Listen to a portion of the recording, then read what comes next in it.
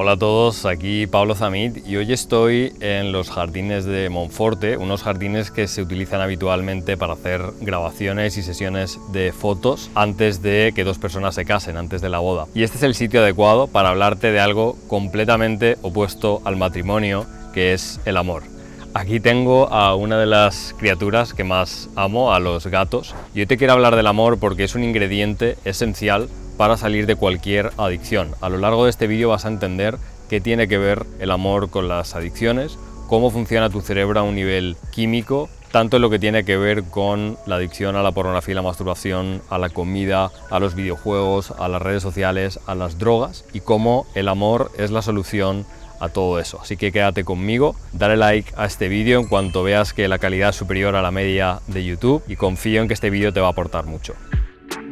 Lo primero que quiero que repasemos en este vídeo es qué es exactamente la adicción. Y aunque no tengo una definición que te pueda dar en este mismo momento y que te vaya a servir y que aplique para todo, sí que quiero repasar contigo distintos modelos de la adicción.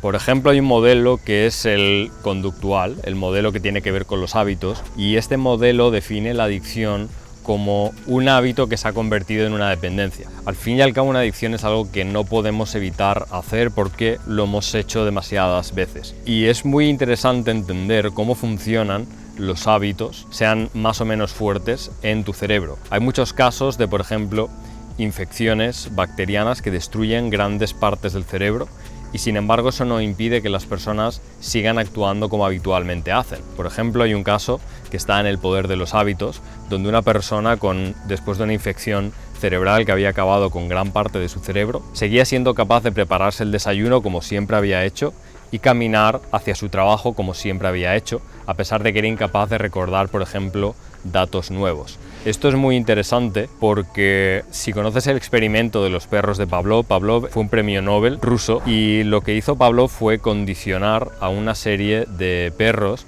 para que respondiesen ante el estímulo de una campana que la hacía sonar salivando. Lo que él hizo fue ponerles la comida mientras hacía sonar la campana para que ellos asociasen los dos estímulos, y llegó un momento en que no les hacía falta ver el trozo de carne para empezar a salivar. Entonces, esta teoría de la adicción lo que nos dice es que lo que hacemos repetidamente tiende a convertirse en un comportamiento inconsciente, un comportamiento que no depende de nuestro control. Otro modelo de la adicción es el modelo químico. El modelo químico lo que nos dice es que cuando nosotros introducimos en nuestro cuerpo las sustancias que están, por ejemplo, en determinados tipos de comida a los que la gente se hace adicta, como por ejemplo las bebidas azucaradas, o por ejemplo los químicos que hay en determinadas drogas, el THC en el cannabis, el alcohol, por ejemplo, esas moléculas en tu cuerpo tienen la capacidad de crear una dependencia. Alteran la neuroquímica de tu cerebro de manera que se adapta a funcionar como si esa sustancia fuera a estar presente continuamente. Entonces, cuando esa sustancia falta, como el cerebro se ha acostumbrado, te la va a pedir y fisiológicamente vas a notar cómo necesitas constantemente tener esa sustancia circulando por tus venas y haciendo su efecto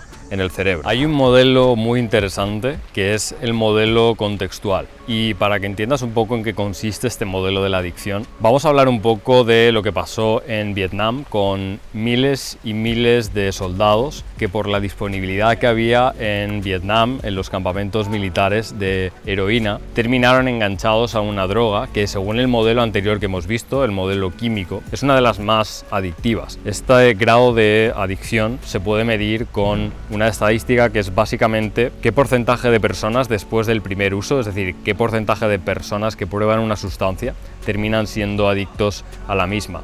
La heroína es una de las más fuertes, pero lo que ocurrió en Vietnam es que cuando las autoridades de los Estados Unidos se dieron cuenta de la cantidad de adictos que había, contrataron a un equipo para preparar la vuelta de esos soldados a Estados Unidos. Se esperaba básicamente una epidemia de adictos a la heroína y hubo una investigadora que se encargó de dirigir ese equipo. Lo que ocurrió fue básicamente que cuando los soldados estadounidenses adictos a la heroína volvieron a sus casas, dejaron radicalmente de tomar esa sustancia y además no tuvieron ningún tipo de efecto secundario o de síndrome de abstinencia. Y la investigadora que lideró ese equipo se dio cuenta, después reproduciendo experimentos en ratas, que el patrón de la adicción es muy contextual. Es decir, si tú habitualmente consumes pornografía en tu habitación y si no tienes claro cuáles son los daños de la pornografía y la masturbación, te invito a suscribirte a este canal y ver el resto de vídeos que tengo sobre el tema. Pero básicamente cuando tú lo haces en tu habitación, esa habitación se convierte en una especie de gatillo que te va a llevar a repetir la misma acción. Lo mismo ocurre con otras sustancias, es decir, este modelo se superpone al modelo químico, porque lo que nos hace entender es que esa reacción química que ocurre en nuestro cerebro cuando nos pide una determinada sustancia solamente ocurre de forma dependiente con determinadas claves ambientales, determinados espacios y determinadas personas. Un modelo adicional que más que un modelo es una especie de teoría, una teoría crítica, es la teoría social. Esta teoría lo que nos dice es que determinadas sociedades eligen determinados comportamientos y los categorizan como adicciones, como un mecanismo de control social. Es decir, si por ejemplo la ideología más común en una determinada sociedad tiene que ver con el puritanismo, la mera actividad sexual puede ser considerada una adicción como un mecanismo de control para que se cumplan las reglas específicas de esa sociedad. Al contrario, una cosa que puede suceder es la normalización. Esto quiere decir que incluso aunque otro tipo de comportamientos pudieran ser considerados adicciones según los distintos modelos que hemos repasado, por ejemplo el consumo de alcohol o de café está tan normalizado a nivel social que las instituciones teóricamente neutrales, las instituciones de la medicina, la ciencia en general, no van a clamar al cielo por el comportamiento que tiene gran parte de la población respecto al consumo de café o alcohol, o lo que ocurría con el tabaco. En los años 50 y 60 podías encontrar anuncios donde aparecían doctores fumando, recomendando que fumases. He utilizado algunas de estas imágenes en mi canal para simplemente hacerte ver que aquello que te parece normal, aquello que consideras un comportamiento aceptable y saludable, puede que esté muy influenciado por tu propia ideología, es decir, por los anteojos que te pones para dar importancia a algunas características de la sociedad en la que vives y para conscientemente ignorar otras simplemente para buscar tu tranquilidad psicológica. Aparte de todos estos modelos de la adicción que nos permiten ser capaces de atacar desde varios ángulos distintos comportamientos para poder definir si son adictivos o no, y sobre todo para poder salir de ese pozo en el que quizás estés ahora mismo con cualquiera de estos comportamientos como pornografía, masturbación, adicción al azúcar, por ejemplo, o incluso al tabaco. Lo que me interesa que repasemos es un concepto que es el concepto de la tolerancia cruzada. Lo que nos dice este concepto es que, siguiendo un poco el modelo químico, hay determinados comportamientos y sustancias que activan el centro de recompensa de tu cerebro. El centro de recompensa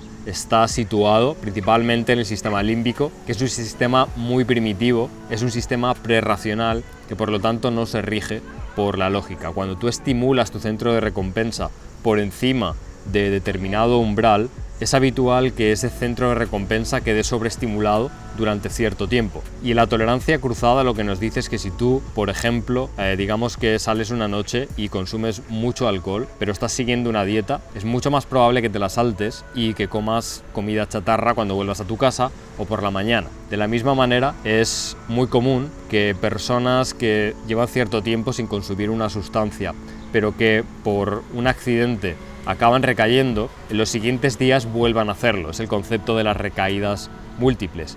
Y asimismo muchas personas que tienen relativamente fácil el dejar la pornografía y la masturbación durante cierto tiempo, cuando tienen sexo, como su centro de recompensa está sobreactivado, sus mecanismos de defensa se han relajado y tienden a volver a la pornografía y la masturbación de manera más frecuente de lo que habían conseguido antes, que es lo que conocemos un poco como el efecto chaser. Esta tolerancia cruzada se da entre todos los comportamientos que en nuestra sociedad del siglo XXI podríamos considerar que son superestímulos, de los que te hablaré más adelante. Estos superestímulos tienen que ver con determinadas sustancias artificiales como cafeína, drogas legales, ilegales, por supuesto, estimulación erótica, pornografía, masturbación, sexo, pero también videojuegos. También las series de ficción y el cine están pensados para estimular ciertas zonas de tu cerebro a niveles por encima de lo que sería habitual. O piensa en un tipo de estimulación como lo que puede ocurrir en una discoteca de techno,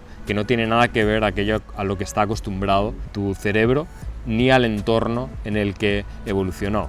También, por supuesto, la comida, incluso el hecho de comprar compulsivamente. Todo lo que hay detrás de las campañas de neuromarketing está pensado para explotar esas debilidades de tu cerebro. Así que quiero que te quedes con este concepto de tolerancia cruzada, porque si estás tratando de controlar tu comportamiento en una de estas áreas que he nombrado, tienes que hacerlo en todas esas áreas a la vez, tener unos límites claros, porque si no, si llevas un descontrol, por ejemplo, con tu comida, te va a ser muy difícil dejar la pornografía y la masturbación, controlar tus hábitos a la hora de apostar, por ejemplo, y también si estás tratando de, por ejemplo, dejar de jugar a videojuegos o consumir compulsivamente ficciones, series, películas, pues tienes que tener en cuenta que lo que hagas en todas estas áreas te va a afectar igualmente. Bien, ahora que hemos repasado los distintos modelos de adicción, hemos visto cómo los distintos comportamientos influyen entre sí, quiero decirte que ninguno de estos modelos es definitivo. Todos estos modelos nos aportan información útil para poder dejar distintas adicciones, pero no podemos ceñirnos a un solo modelo. Lo que te quiero dar es un panorama amplio y quiero darte una visión profunda acerca de cómo superar tus adicciones a través del amor. Eso es lo que vamos a ver en la siguiente parte del vídeo. Bien, para que entiendas por qué el amor es seguramente la solución a cualquier adicción que tengas, vamos a remontarnos millones y millones de años atrás para entender lo que hace la dopamina. Sé que si has visto vídeos de desarrollo personal, has visto vídeos sobre la dieta de dopamina, creerás tener un entendimiento de lo que es la dopamina, pero te aseguro que el 80% del contenido que hay por ahí no llega al entendimiento profundo de cómo se originó este señalizador y qué es lo que realmente hace. La dopamina no es el neurotransmisor de la recompensa, aunque está asociado a la misma. Simplemente imagínate que eres una forma primitiva de vida, que iba por el agua, que ni siquiera tenía ojos y lo único que tenía era un órgano sensor de la luz. E imagínate que solo tienes un tipo de alimento y que mientras vas nadando, realmente sin saber muy bien dónde estás, llega un momento en que tus órganos detectan que hay comida alrededor, de hecho que hay mucha comida.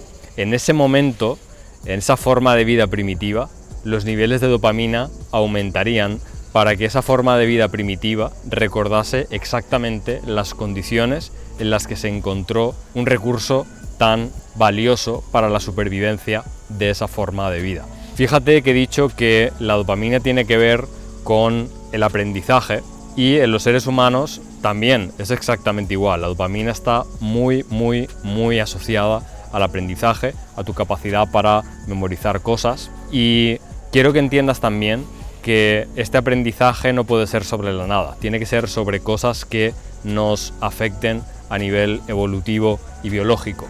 De hecho, un consejo de aprendizaje acelerado es que intentes siempre inducir emociones en tus sesiones de estudio, porque cuando tú estudias de manera visual y emocional es cuando estás imitando esas condiciones para las cuales la dopamina estuvo en primer lugar generada. La dopamina, por lo tanto, lo que va a hacer es ayudarnos a recordar esas claves ambientales de las que te he hablado y repetir el comportamiento que más nos acerque a aumentar las probabilidades de sobrevivir, de nutrirnos, de reproducirnos. Por lo tanto, cuando tú tienes un estímulo de dopamina alto porque encuentras algún recurso a tu alrededor que tu cerebro primitivo asocia con la supervivencia, esos niveles altos de dopamina van a afectar a todo tu cerebro. Y cuando tú tienes niveles de dopamina que están por encima de lo que estás acostumbrado, es cuando tu cerebro va a intentar adaptarse, ¿de acuerdo? Entonces imagínate que te pasas una noche entera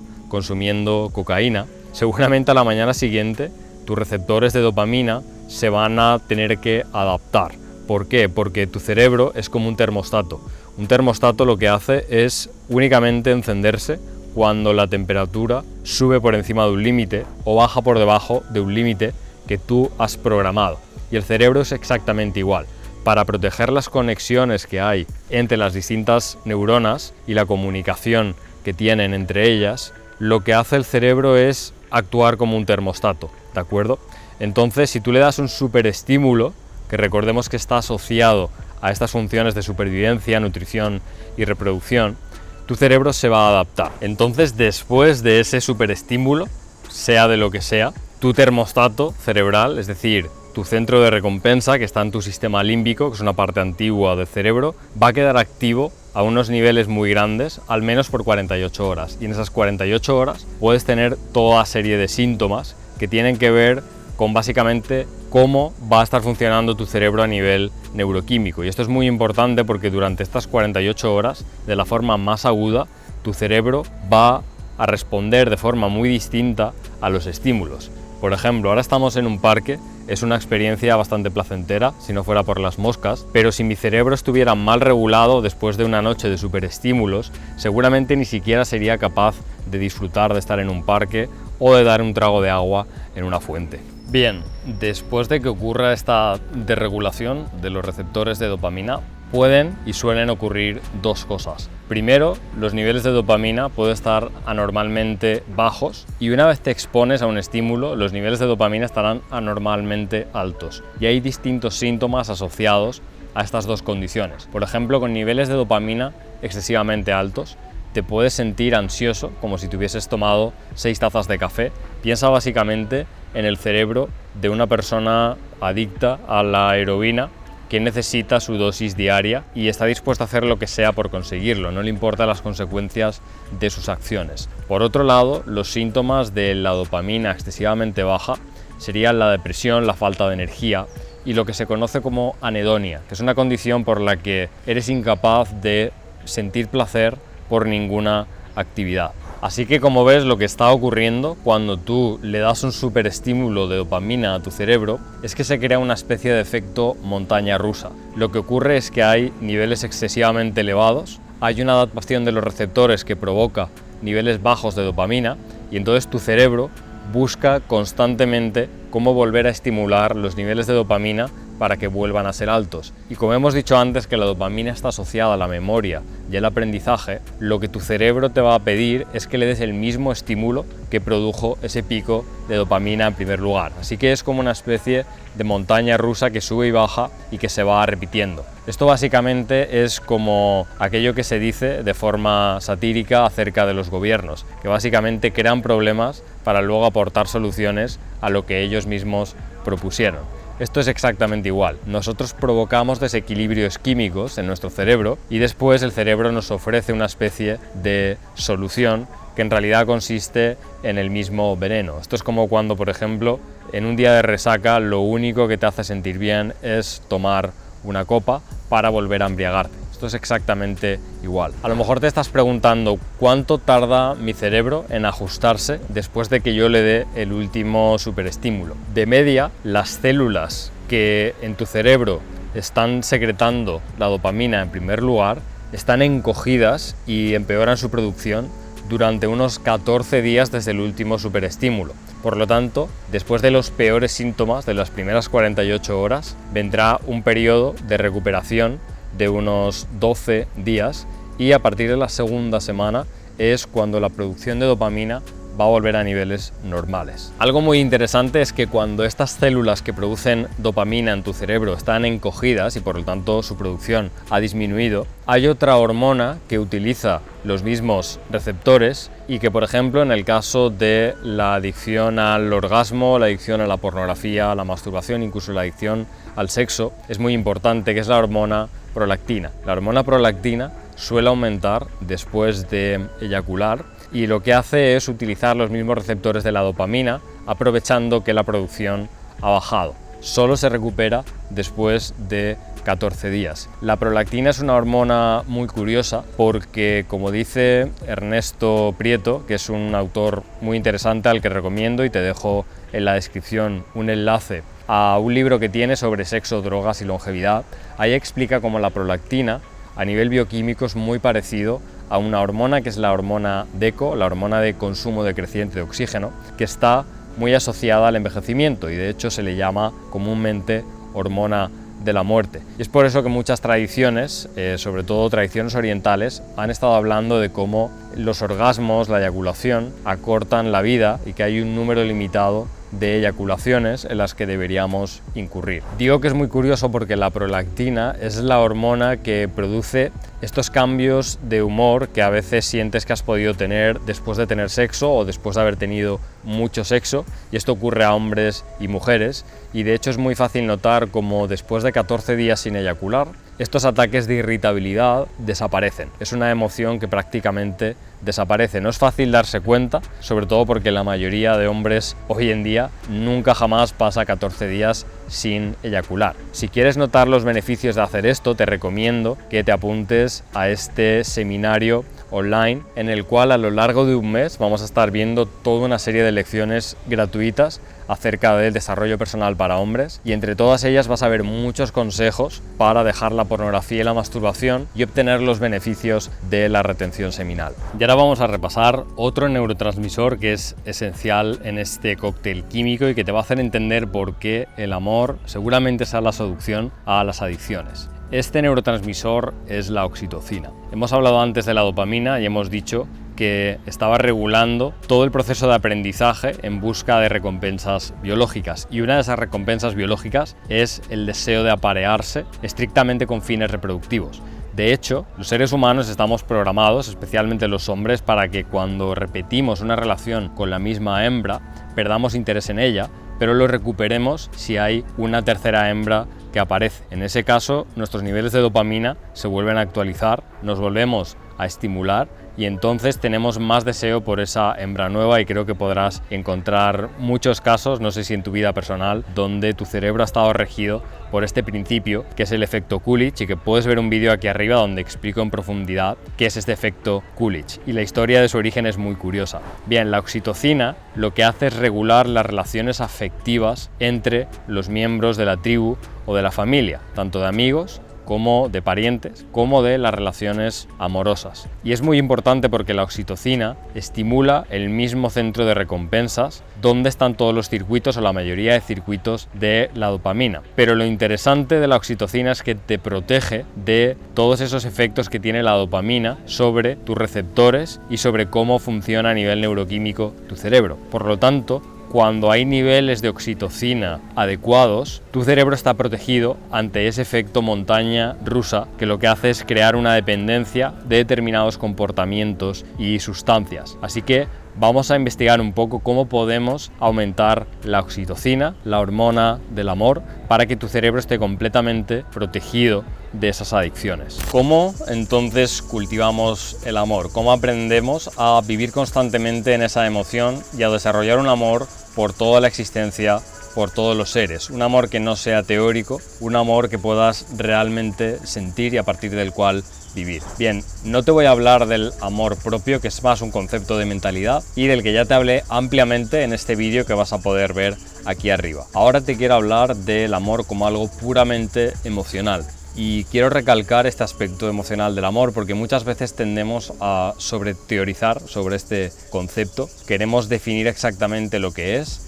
No hay ninguna emoción, no hay ninguna definición que se nos vaya a acomodar al 100% porque básicamente son modelos que no tienen nada que ver con la realidad. Lo único que nos va a hacer entender plenamente el amor es experimentarlo y entender que principalmente es una emoción. Una emoción no se piensa, una emoción se siente en el cuerpo. Y por lo tanto, si tienes problemas conectando con esta emoción del amor, que va a hacer que nuestros niveles de oxitocina aumenten y que estemos protegidos ante los efectos de la montaña rusa de dopamina, lo primero que debes hacer es aprender a conectar con tu cuerpo. ¿Por qué? Porque cuando no estamos en el cuerpo, sino que estamos en la mente, estamos constantemente pensando. Y los pensamientos son básicamente como estas sombras que proyectan los objetos. Los pensamientos realmente no tienen apenas sustancia y realmente son lo que yo llamo epifenómenos de realidades somáticas como son las emociones. Las emociones se sienten en el cuerpo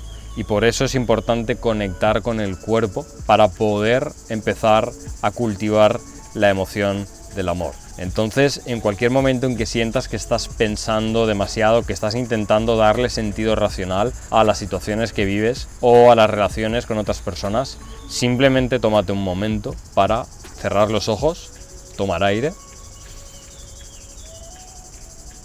y volcar la atención en tu cuerpo. La experiencia es totalmente distinta cuando estás conectado en tu cuerpo y verás que tenderás siempre a volver a tu cabeza porque es como estamos acostumbrados a actuar. Pero si te acostumbras y practicas, vas a poder rastrear todo tu cuerpo en busca de esas emociones. Cuando sientas algo como la agresividad, como por ejemplo el miedo o incluso la apatía o la vergüenza, vas a poder sentirlas como si estuviesen en puntos específicos de tu cuerpo y te tienes que hacer bueno en crear un mapa muy preciso, muy detallado de tu propio cuerpo para poder identificar y vivir plenamente esas emociones, porque si las intelectualizas y simplemente piensas sobre ellas, vas a estar totalmente desconectado y tu capacidad para vivir emociones va a ser muy baja. Sin embargo, si conectas con tu cuerpo, vas a poder experimentar mucho más esas emociones y vas a poderte hacerte un maestro en ellas y empezar a cultivarlas.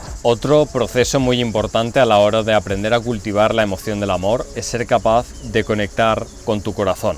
Esto lo digo, aunque suene a revista de adolescentes, porque realmente el corazón no solo tiene un campo electromagnético, que es el más fuerte de todo el cuerpo, sino que además tiene su propio conjunto de neuronas. Cuando aprendas a conectar con tu cuerpo, vas a poder establecer conexiones directas con determinadas partes, y una de esas partes, muy importante para cultivar la emoción del amor, no en vano se ha asociado la emoción del amor al corazón, es precisamente esa zona del cuerpo. Cuando tú, en lugar de estar en tu cabeza, aprendes a enfocar tu atención completamente en tu corazón, incluso aprender a pensar desde ahí, porque los centros energéticos de tu cuerpo realmente son cerebros deslocalizados, cerebros que van más allá del cerebro físico que hay en tu cabeza, vas a poder conectar mucho más rápido con las emociones y cultivarlas básicamente a tu placer.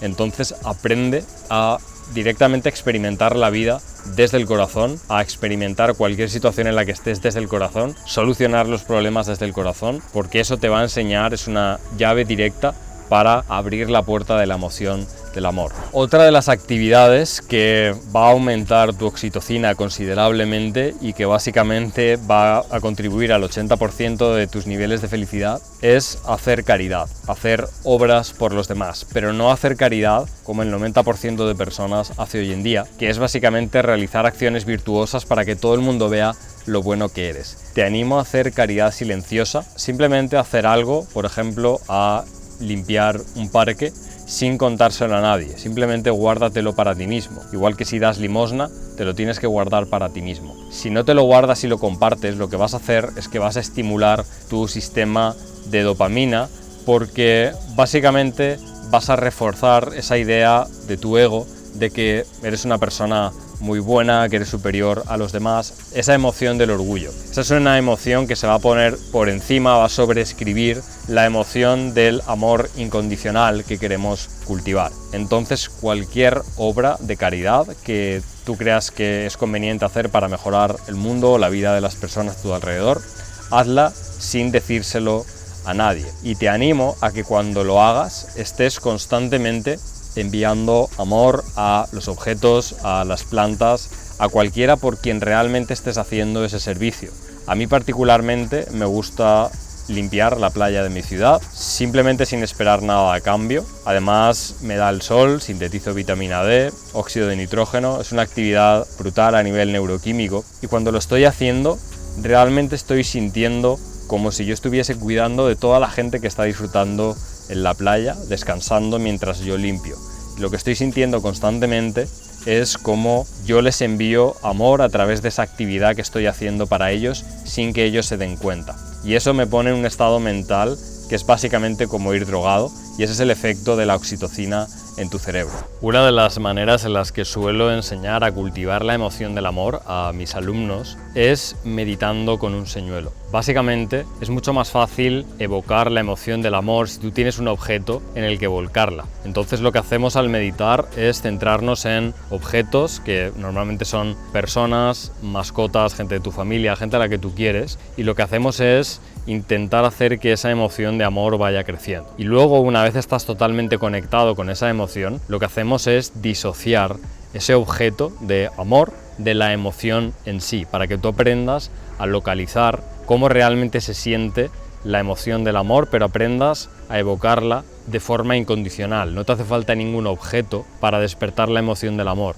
Puedes sencillamente aprender cómo funciona a nivel fisiológico y estar activándola. Esto hay un libro que se llama Las moléculas de la emoción, que nos explica cómo las emociones son señalizadores celulares, porque las células en realidad no tienen ninguna información ambiental como para saber qué es lo que tienen que hacer. Lo único que tienen son la información de los propios circuitos de mensajería de tu cuerpo, y las emociones son mensajeros de este tipo. Aparte de la meditación, con o sin señuelo, depende de tu nivel, hay dos maneras muy potentes de aumentar la oxitocina. La oxitocina es un neurotransmisor que se va cargando y por lo tanto cada vez que practiques vas a aumentar los niveles cada vez más, ¿de acuerdo? Porque lo que nos está diciendo la oxitocina es que somos acogidos por nuestra tribu, que tenemos una red de asistencia emocional que nos puede ayudar. Sin embargo, sin oxitocina, nuestro cerebro se va a sentir desprotegido y por lo tanto va a ser más vulnerable a cualquier clave que vaya a estimular los niveles de dopamina. Pueden pasar, no se preocupen. Vale. Bien, las dos últimas formas para aumentar tus niveles de oxitocina de las que te voy a hablar son el contacto visual y los abrazos. Recuerdo que hace unos años solíamos organizar eventos de contacto visual aquí en la playa de mi ciudad, en Valencia, y lo que hacíamos era organizarnos por parejas de desconocidos, nos sentábamos en la arena y nos mirábamos frente a frente 15 minutos seguidos y hacíamos 3 rondas con 3 personas distintas. Y podías notar que conforme pasaban los minutos de contacto visual, tu experiencia iba cambiando. Era básicamente como estar en un estado de meditación muy profunda o estar drogado. Y la conexión que se creaba con esa persona, aunque fuese un completo desconocido, era totalmente genial. Era algo que realmente requiere años de cultivar con cualquier persona. Esto es un truco que puedes hacer, puedes organizar esos eventos en tu ciudad o simplemente, si te atreves, a hacerlo con personas desconocidas por la calle. Y el segundo truco es utilizar los abrazos. El contacto piel con piel estimula extremadamente los niveles de oxitocina. Esto normalmente vas a requerir de una persona con la que a lo mejor tengas la confianza para hacerlo, pero intenta hacer un experimento de 3 semanas con abrazos todos los días. Abrazos de 10 minutos respirando de forma acompasada con la otra persona, y me puedes dejar en los comentarios de este vídeo cómo te sientes después de 21 días de abrazos. En este vídeo te he intentado enseñar cómo el amor es la solución para todas las adicciones desde un punto de vista neuroquímico. Espero que lo apliques. Si quieres un panorama más amplio acerca de cómo superar la adicción a la pornografía y la masturbación, acerca de cómo convertirte en tu mejor versión como hombre, te invito a visitar pablozamit.com, porque ahí tengo un montón de recursos gratuitos para ti. Ha sido un placer grabar este vídeo para ti hoy y nos vemos en el siguiente.